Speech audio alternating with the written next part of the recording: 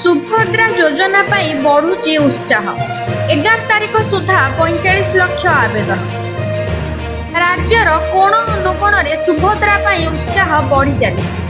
ଘରେ ଘରେ ସୁଭଦ୍ରା ଯୋଜନା ନାରା ବେଶ ଭାଇରାଲ ହେଉଛି। ସମଗ୍ର ରାଜ୍ୟରେ 11 ତାରିଖ ଅର୍ଥାତ୍ ବୁଧବାର ସୁଦ୍ଧା 45 ଲକ୍ଷ ଆବେଦନକାରୀ ପଞ୍ଜୀକରଣ କରିଛନ୍ତି। ଘରେ ଘରେ ସୁଭଦ୍ରା ବାବଦରେ କଲେଜରେ ଛାତ୍ରଛାତ୍ରୀଙ୍କ ମଧ୍ୟରେ ପ୍ରତିଭାର ପ୍ରତିଯୋଗିତା କରାଯିବ।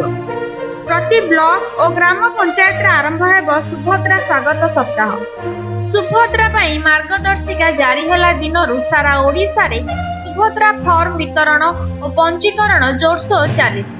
ମହିଳାଙ୍କ ଉତ୍ସାହକୁ ଲକ୍ଷ୍ୟ କରି ରାଜ୍ୟସ୍ତରୀୟ ଓ ଜିଲ୍ଲାସ୍ତରୀୟ ବୈଠକ କରାଯାଇ ସୁଭଦ୍ରା ଯୋଜନାର କାର୍ଯ୍ୟାନ୍ୱୟକୁ ବିଭିନ୍ନ ସ୍ତରରେ ତଦାରଖ କରାଯାଉଛି। ଯୋଜନା ସମ୍ବନ୍ଧୀୟ ଜନସଚେତନତା ସୃଷ୍ଟି କରିବା ପାଇଁ ସପ୍ତାହେ ପର୍ଯ୍ୟନ୍ତ ରାଜ୍ୟରେ ପ୍ରତି ବ୍ଲକ ଓ ଗ୍ରାମ ପଞ୍ଚାୟତରେ ସୁଭଦ୍ରା ସ୍ୱାଗତ ସପ୍ତାହ ଅନୁଷ୍ଠିତ କରାଯିବ। ଏହି କାର୍ଯ୍ୟକ୍ରମରେ ବ୍ଲକ ସ୍ତରରେ ସମସ୍ତ ଅଧିକାରୀ ସମେତ ଅଙ୍ଗନବାଡି କର୍ମୀ, ସୁପରଭାଇଜର, ଏସଏଚଜି ସଦସ୍ୟ, ଆଶା କର୍ମୀମାନେ ଗାଁ ଗାଁରେ ସଭା ଅନୁଷ୍ଠିତ କରାଇ ଲୋକମାନଙ୍କୁ ସୁଭଦ୍ରା ଯୋଜନା ସମ୍ବନ୍ଧରେ ସଚେତନ କରିବେ। ପ୍ରତି ଗ୍ରାମ ପଞ୍ଚାୟତରେ ପଥପ୍ରାନ୍ତ ନାଟକ ସମେତ ଚିତ୍ରାଙ୍କନ, କୁଇଜ ପ୍ରତିଯୋଗିତା ମାଧ୍ୟମରେ ସଚେତନ କରାଯିବ।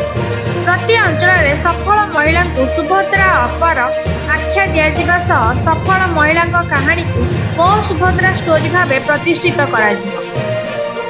ଏହି ଯୋଜନାର ଉଦ୍ଦେଶ୍ୟକୁ ସୁଦୂର ପ୍ରସାରୀ କରିବା ନିମନ୍ତେ ଘରେ ଘରେ ସୁଭଦ୍ରା ବିଷୟବସ୍ତୁ ଉପରେ ରାଜ୍ୟର ବିଭିନ୍ନ ମହାବିଦ୍ୟାଳୟର ଛାତ୍ରଛାତ୍ରୀଙ୍କ ମଧ୍ୟରେ ଚିତ୍ରାଙ୍କନ, ପ୍ରବନ୍ଧ, ତର୍କ, ରଙ୍ଗୋଲି ଓ ଫଟୋଗ୍ରାଫି ଆଦିର ପ୍ରତିଯୋଗିତା ଅନୁଷ୍ଠିତ କରାଯିବ।